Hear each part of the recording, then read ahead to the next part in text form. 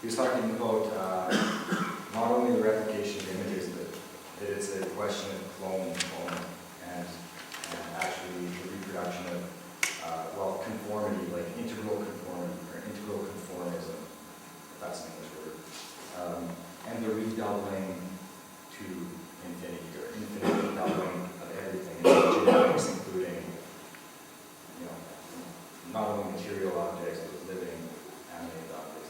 And I actually didn't really get enough of the optique.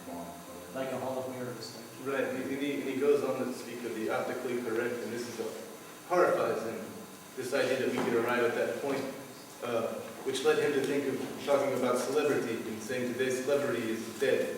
If you're famous, he's not just saying that because he didn't win a Nobel Prize or something like this. Yet.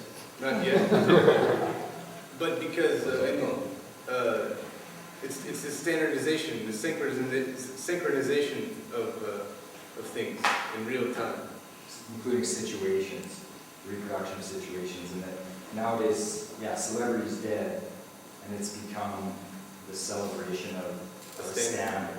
That's how people become famous. Shakespeare, who is said his favorite philosopher. Who else did you say? Plato. Back. They're celebrated in some trans-historic way to some sort of standard. That's done for. He says, today, Zidane, for example, great soccer player, or Madonna, if they're famous, he doesn't give a shit. That's what he said, so I'm translating it. Je vais donner deux exemples de gens, juste une petite parenthèse. Ok, deux exemples. Pynchon, vous connaissez Pynchon? Pynchon. Henri Michaud, mais je peux en citer d'autres, ça n'a pas d'importance. Pas d'interview, rien. La photo qu'ils ont donnée, ils avaient 15 ans. Jamais. Chut, silence.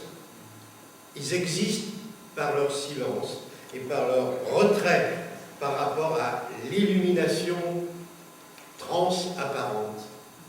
Et ils existent tellement. Pour moi, Pynchon, un des plus grands écrivains contemporains. Par exemple. So he references Henri Michaud and Thomas Pynchon as people that never take photos. They hide from photographers. The photos that are on their books are from whenever they were like 15 years old. He thinks Thomas Pynchon is one of the greatest writers today. And they became their celebrity because of their retreat. And that They're celebrities due to what they do, really not their participation in the celebration. And that's the thing, celebrity and celebration, you put them together. So it used to be that the celebrities set the kind of new standard, like Shakespeare, but these ones are not setting any new standard. Right. They're just they're forming to a certain standard that used to be important, which right. now is not the standard anymore. And then he references Bernard-Henri Lévy, Alan Finkielkraut, these guys that go on television and do the debate and do the 5-minute discourses. They're puppets, right, for this type of a standard. celebration. So they're just actually, they've been surpassed by the celebration of themselves. Vous me direz, c'est pas très pratique pour gagner sa vie. Ok, mais je vais vous raconter une anecdote d'un grand dessinateur français, Forain. Forain, un des grands dessinateurs, comment on peut dire, humoristique et bon, il y a un autre, Forain.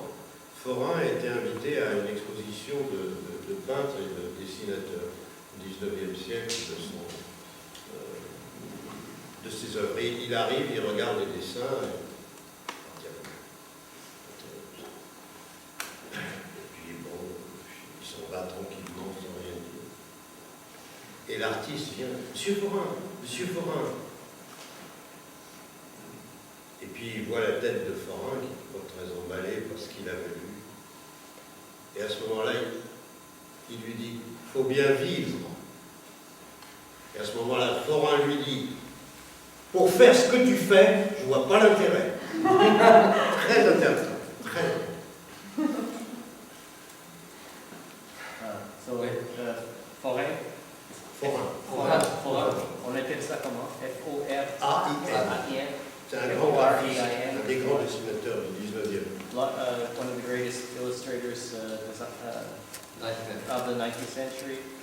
Went to an exhibition, and he wasn't really excited about what he saw. And so one of the artists noticed that he was leaving because he wasn't going to say anything. And the artist went up to Forain and said, and he was about to ask him, so what do you think? But it was obvious that he didn't think very highly of the work. And he said, but I have to make a living, you know. And Forain said, for what you do, I don't see the point in that. Ce qui est très important, vous voyez, c'est qu'il ne critiquait pas. Il sortait. Il n'avait pas apprécié, il sortait. Et il n'avait rien à dire, il n'aurait rien dit. L'autre qui vient et qui lui dit il faut bien vivre, ah ça c'est insupportable. Très important. C'est ça là. C'est pas un moyen de vivre, c'est un moyen de survivre, si possible. C'est ça qui est important. C'est sa phrase qui l'a choqué. C'est pas que ses dessins n'étaient pas très doués. Ça, bon, comme ça, peut-être qu'il avait tort. C'est pas le problème. Mais c'est qu'il ait justifié ses dessins par le fait j'ai besoin de vivre, donc je fais ça. Ça non. Je prends encore un exemple. Quand j'étais très jeune, pratiquement aucun des amis que j'ai eus ne vivait de sa peinture, de son œuvre, que ce soit des peintres, des poètes, etc. Aucun. Ils avaient un double métier. On appelait ça le double métier. Un métier pour vivre, ils étaient n'importe quoi. Ils allaient décharger des cajots aux halles le matin, ils étaient n'importe quoi, et puis à côté, ils faisaient de la peinture ou des poèmes, etc. Depuis qu'on a confondu le pourvivre et le survivre, bah on a les grandes stars sans intérêt. C'est une grande question. So since in his early years, with all his friends who were artists, they didn't live of their art, be it poetry, be it painting or whatever, but they always had a second profession. And they didn't even aspire, like this, so it was clearly separated. And so today, in order to do art, to gain a living, this is not the way you would succeed, but more in order to survive. So which means that every artistic and aesthetic gesture is in fact a gesture for mankind, for humanity.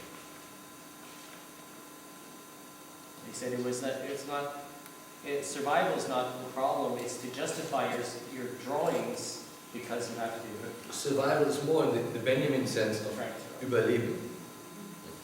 So meaning that you put into a tradition, you put into a future. Survivre au sens de la valeur. Yeah. Au sens de la valeur. Yeah. By value, not by organic survival. Par exemple, je ne citerai personne, je connais tous les architectes dans le monde entier, et je suis très inquiet maintenant de beaucoup d'entre eux qui ont beaucoup de talent. Parce qu'ils ont développé grandeur de puissance. Ils ont développé leur agence, ils ont 150 dessinateurs, colossal. Résultat, ils ne peuvent plus faire ce qu'ils veulent. Pour garder leur agence, ils sont obligés de faire un peu n'importe quoi. Et petit à petit, à force de faire n'importe quoi, ils ne savent plus rien faire. Et oui.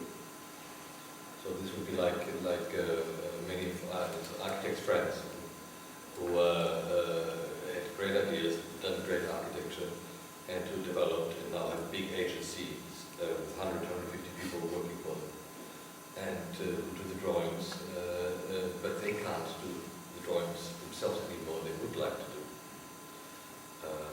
So, which you have in the arts, like Eliasson, many artists. Jeff Wall is another example who can build up big companies in order to be able to assure their art. Et on n'a jamais autant parlé d'eux. Ils ont jamais été aussi connus, hélas. And they were never so known